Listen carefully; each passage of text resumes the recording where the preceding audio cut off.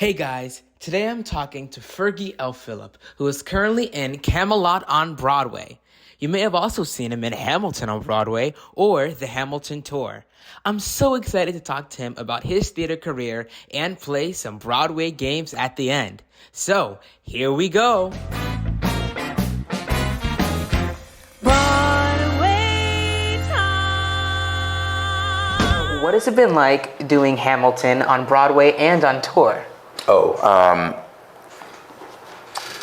Tour was really crazy because when I joined the Hamilton tour, was right out of college. That was my first major job, and I think that it was overwhelming in a really good way of just to be a part of something so iconic and to be, but at the same time it was so early. It was the second or third year in terms of the Broadway run, and so the show was kind of at the peak of how crazy everybody was going for it, and to join it during that time was really incredible. But it was also overwhelming in the sense of to be able to go to certain places that had never seen the show before or didn't have access to it in the way that people in Chicago or people in LA and San Francisco and New York had access to it. We were going to towns that Portland and Seattle, and there really wasn't a strong physical connection to the production, and so it felt so special to be able to go to those cities and for those people to kind of have ownership over the show in the way that we did. And it was so unique. And then I got to have that experience every week, every month for a year and a half, and then I got lucky and I was asked to come to the Broadway company, and it's the flagship. It's it's the Disneyland. It's performing in the original spot, and it's a really amazing homecoming because now the show's in an interesting place where all of the different company members from all around the Hamilton-verse, we have people from Chicago, people from the First National, Second National, Australia, London, original Broadway cast, all of those people are now in this one building, and we're all taking our shared experiences and making a collective show together. And so that's exciting in a lot of ways, that it's mostly alumni. And most of us have gone on such a prolific journey with the show that it's actually really exciting. And so it's really fun to kind of do the show right now. Most of us have been doing it a long time, and so it's really fun to kind of try new things or to see what somebody else has been working on for years, and that's the thing that they know and that they own. It's very long ways to get around to just saying it's amazing. It's an amazing experience. So tell me about your experience at Elon University. Oh man, Elon University. Elon was the thing I needed at the time that I needed it. I grew up in Miami, mostly doing straight theater or just acting with no singing or dancing and stuff like that in terms of training. But I did my best to do musical theater on the side or and outside camps and programs and stuff like that outside of high school. But I wasn't really training in musical theater, and Elon was the only college that accepted me for musical theater. I remember I made a really difficult choice between that and another school that was accepting me for straight acting, and I really had to ask myself a lot of questions is this really what I want to do? Yeah. Am I willing to kind of start over again? Am I willing to kind of be not the most seasoned in terms of, because I was very, low in ability in terms of singing and dancing, and so it was really a question of, am I ready to be the weakest link, and am I ready to grow and learn from that? And I think that Elon for me provided such a great opportunity to fail, but at the same time truly succeed, and I was given so many opportunities both in performance and in class and in other ways to really hone my craft, and also to really discover who I am as a person within that, and discover what it is that I want to do, and not just how I make it happen. So it was a really wonderful experience, and I'm very grateful for it. And I think at the same time, college for theater is something that I grapple with a lot in terms of how I think about it, because I think that it can be a tricky spot in terms of people at that age. They are very vulnerable. And I was very vulnerable and just really excited, but at the same time really nervous and really scared. And I think sometimes conservatories and universities can be kind of a strange place to kind of discover all of those feelings, because you're bringing those feelings on stage, but you're also questioning, like, are these feelings real, or is that the character? And it's a hard thing to kind of navigate. But I think that for me, Elon was a great place for me to kind of navigate that, even if sometimes it was on my own. So I really enjoyed my experience. Amazing. And it's actually funny, you are our third interviewee ever that went to Elon University. We also interviewed JJ Neiman and Jared Goldsmith. So JJ was in the same class as me. Okay, amazing. We both graduated in 2017. I actually just saw him a couple of days ago.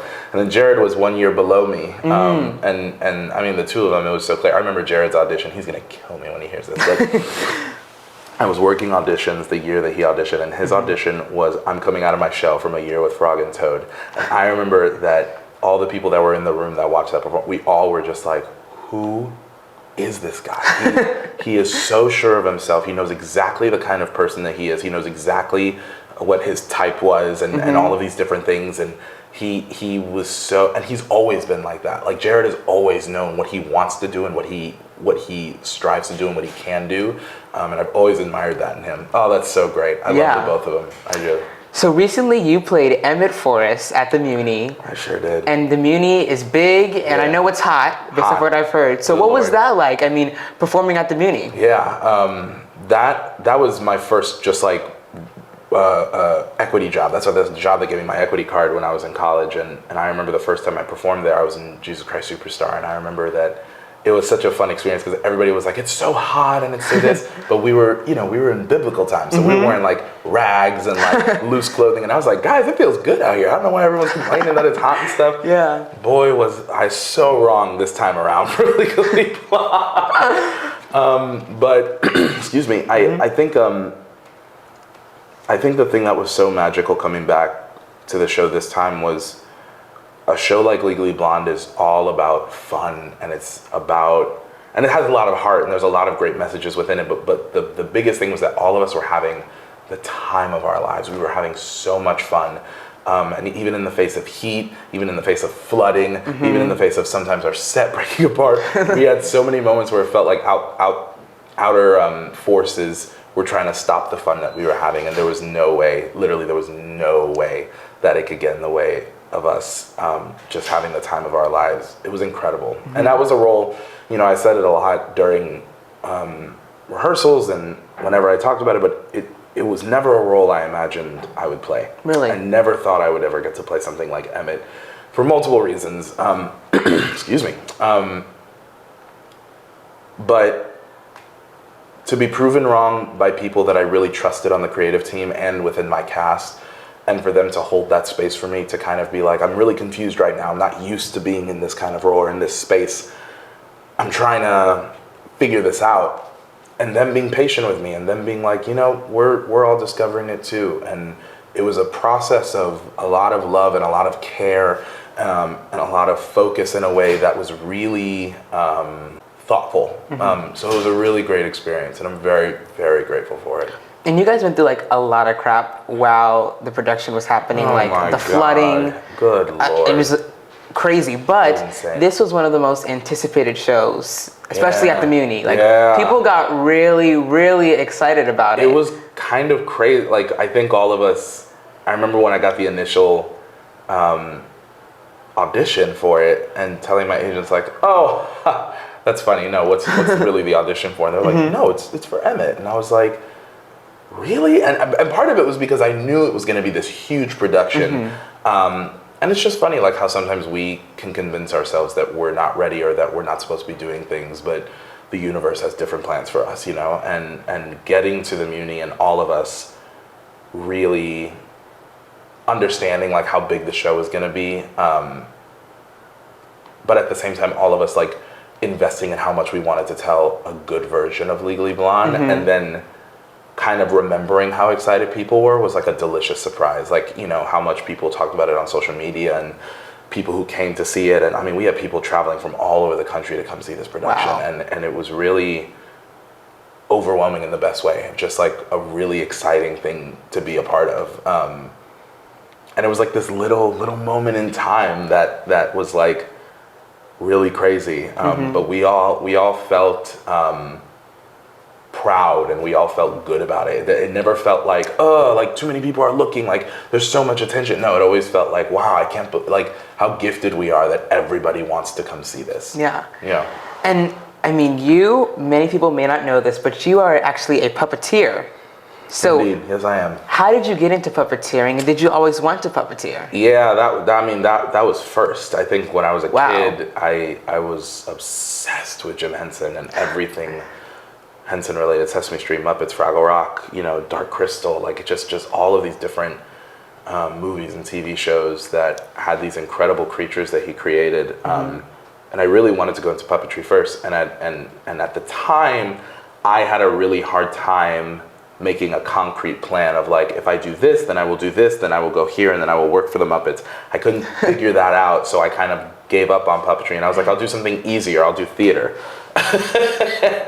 and I think that the gift the pandemic gave me was the realization that like, puppetry never left me. I was always, it was still within me, and that I now had the time to really invest in it. And so, I practiced every single day, and I watched, the pandemic was a great excuse to watch Muppets nonstop and to watch Sesame Street nonstop. But, I love puppetry, and it's one of those things that it's exciting because I'm in the very beginning part of my puppetry career or my puppetry journey, and I've gotten to meet a lot of great people, and I've gotten to be a part of a couple of things puppetry-wise that have been really fun, but I'm still just getting started, and I'm still learning, and I'm still teaching myself, and I'm still going to other people and asking them to teach me and trying to take class and stuff like that. And so it's really nice to be a beginner and be a student again, and kind of really like infuse myself with how to do it instead of worrying about like, how can I be successful at it right now. Yeah, and I'm sure you have seen it, but have you seen that one Christmas special where it was Sesame Street, Muppet Family Christmas? Listen, it's one the of best my Christmas favorites. special of all time. Yes. I always know someone's a real Muppet fan when they reference that one. Yes. That's the best one. That one's a really interesting one, only because that's one of the last few projects that Jim worked on before he passed away. That was like a true like giant Muppet production. That was, I think, 87, and he passed in 90. And then after Family Christmas, it slowly started focusing on him wanting to sell the company to Disney and focus on like Muppet Vision 3D and start and work more on, some of his creature stuff like Storyteller and some of these other projects that were really more based in like a fantasy world. But that's one of the like last few like Muppet productions that he got to work on, and everybody is in that thing. You have everyone. Doc, the Fraggles, Sesame Street, and it's so good. I watch it every single year on Christmas Day. It's one of my favorite specials of all time. I remember I would just watch it over and over and I'm sure my older sister was like tired of hearing it. But my whole family is over the love of the Muppets. Yes, they can't stand it. That special is so like everybody's in there, literally. It's fantastic. It's really wonderful, and it's like a perfect. It's when people are like, I don't really know anything about Muppets. Like, how should I get into it? I'm like, watch the Muppet movie, watch these episodes of the Muppet Show, and watch Muppet Family Christmas. Like those three things will help you understand everything there is to know about that world. So now we can play a game. Okay. We have two games. Okay, let's hit it. The first one, you can play either one or both. Okay. The first one is Guess the Musical, and so Love it. I will give you a like show lyric, and if you don't get it the first time, I have clues. Okay. Yes. Okay. And the second game is put a finger down, so you'll have 10 fingers up, and I'll give you like a We're prompt. playing both. We're playing both. Great. Yeah. Let's do Guess the Musical first. Okay. Let's do Okay. it. I'm nervous. It's so easy. It's so easy. Okay, here we go. For Good. Oh, well, that's Wicked. Yes. Okay. Cape, cow, hair, slipper. That's Into the Woods. Yes. Shapoopy. That's Music Man. Yes. Gimme, gimme. Thoroughly Modern Millie. Yes, you got it. That's it, yeah. Yes. Friend Like Me. Oh, Aladdin. I feel like you'd be a perfect genie. Oh my God, that's Just a saying. dream. That's a dream. Chip on My Shoulder. I think that's Camelot. No, that's Legally Blonde. Yes. Good Morning, Baltimore. Hairspray. Yes. Oh. For Forever. Do you have an Hanson? Yes. Ooh, almost forgot that one. Yes. You're doing great. These last two are so easy. Let It Go. Oh man, Frozen. And you're definitely not going to get this one. the room where it happens? That is in the Heights. Hamilton. See, you did great. That was good. Okay, Yeah. cool. Every time I do, like, I'm a big Disney fan, like I've said, and there was one time I did like a Disney Parks like podcast thing, and they're like, okay, we're gonna do some Disney Park trivia, and I was like, boy, I'm gonna kill it. I got none of the answers right. Oh my God. I didn't get a single question right, and I was like, I just have to come on here and say, I really am a theme parks fan. I don't know why I got everything wrong. I'm so sorry. I'm not a fraud, I promise. So whenever it's like, we're going to name lyrics and you're going to name, I'm always like, oh God, I'm going to fail. But that was good. That was good. I feel good about this time that. you did amazing. Whew. Yeah. Alrighty. Okay, so now put a finger down. Okay, here we go. Put a finger down if you've rejected plans because of rehearsal. Oh my God, they're all going to go down. Put a finger down if you cried at closing night. That's a funny story. When we were doing Legally Blonde, I swear my whole cast couldn't stop laughing at me because from the moment the last number started, I was not just like tearing up, I was boo-hoo sobbing. Really? And like when I was trying to sing, it was like, nothing sounded right at all. And I have a recording of it, and it's my favorite thing to listen to when I need a laugh. So yes, I've absolutely cried at closing night. Hilarious. Put a finger down if you've been noticed on the street. I have. Put a finger down if your show has been stopped mid-show. Put a finger down if a famous person has came to your show. Oh yeah. Put a finger down if you ever burped or farted on stage. Put a finger down if you ever fallen on stage. Now, was it during the rain during Legally Blonde? No, I did not fall during Legally Blonde. It was absolutely during Hamilton. It's a great story. There's one part in the room where it happens where, I arranged the meeting, I arranged the menu, the venue, the seating, but no one else was in the room.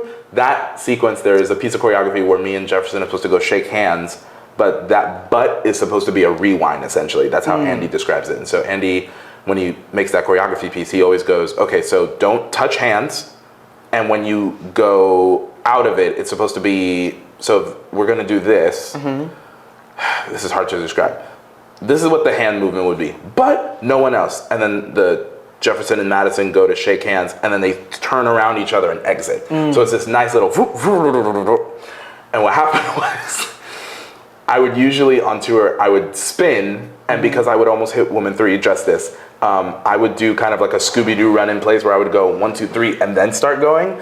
And on the third, I said 1, 2, 3, landed on my ankle. And then when I went to step forward, I just completely like fell. But because I'm Madison, I was like, well, I have to stay in character. So I just like crawled like weakly off stage. I'm just like, oh, my bones. And nobody on stage was able to sing the next part. So yes, I have fallen. That's the one of many. That's the best one. Did the audience have like a...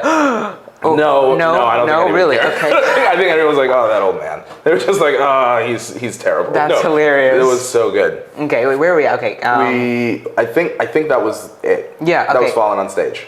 Put a finger down if you've gotten gifts from fans. Oh, yeah. Put a finger down if your voice has cracked on stage. Last night.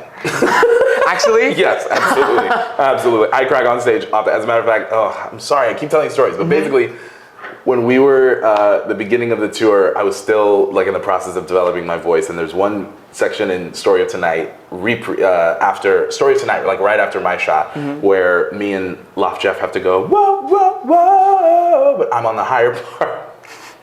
And every Sunday show, which was usually at 1 p.m., it was so early that I was usually the one cracking on that. So I was usually going, whoa, whoa, whoa, to the point where everybody, whenever I got it right, I would go backstage and people would be like, are you okay? No. You didn't crack today. That's hilarious. That's so yes, wow. cracking is not abnormal for me. But it's live theater, so it's live theater. It's bound to happen. Oh yeah, it's bound to happen. Absolutely. Last one. Put a finger down if you've played multiple roles in a show. Absolutely, yeah. Yes. But this is not even close. The last show I did where I played multiple roles was the 39 Steps, and I played over 30 characters. Really? Yes. Wow. So the 39 Steps is only 4 people. There's the main guy who's the detective. There's one woman who plays 3 roles, and then there are 2 clowns who play everybody else. And between the 2 of them, they play 50 characters. Wow. Yeah. How many quick changes did you have? Do you know? I think I had 15. Oh, okay, I think that's not what too it was. bad. It wasn't too bad for the number of characters I had to do, because usually it was like change the wig or put a jacket on or put a robe on or, you know, put on a coat. Like I remember there was one character where I had to be a maid, and then as soon as I was done being the maid, I had to run across the stage to the other side and be like a spy, but all I had to do was put on a big trench coat and glasses. So that was like a really easy change. But then there was another time where I was playing like a German villain. So I had this blonde wig and this suit, and then I had to go to being, there was like this sequence where we had to like jokingly be like one of the cats from Cats. So I had to like immediately change into like fur costume and like ears and like, you know, mustache and blah, blah, blah. So that was like a really, really quick change. Yeah. And so, you being in Hamilton, I'm sure plenty of celebrities come to the show like all the time. Yeah. So, who's one of the coolest celebrities you've ever met at the show? This question is always a little difficult. We got to meet some cool people on tour too. I think I would say Dave Bautista. He came pretty recently, and he is the sweetest person we have ever met. Like truly one of the kindest and like most grateful and just like humble people. He just finished filming. I actually don't know if I could say that. No, I think they released it. He was filming an M. Night Shyamalan movie, and he had just started. He finished Guardians, immediately flew to Pennsylvania to start shooting this M. Night Shyamalan movie. Came on his day off because his tattoo artist had been wanting to see the show, so they both came to the show. Nice. And he was in the audience, and like during the first cabinet battle, I should have been paying attention.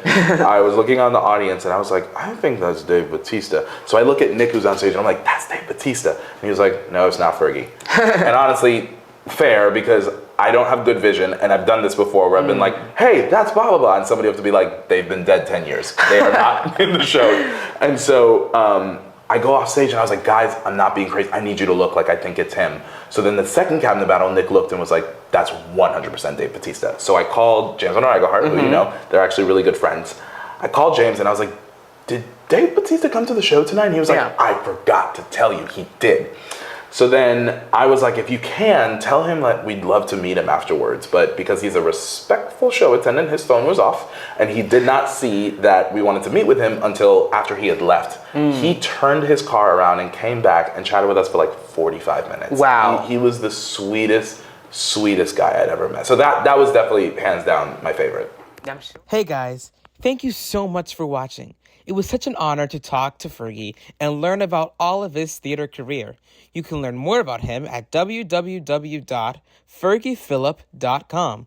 Also, follow him on all of his social medias at Fergster95. That is FERGSTERS 95.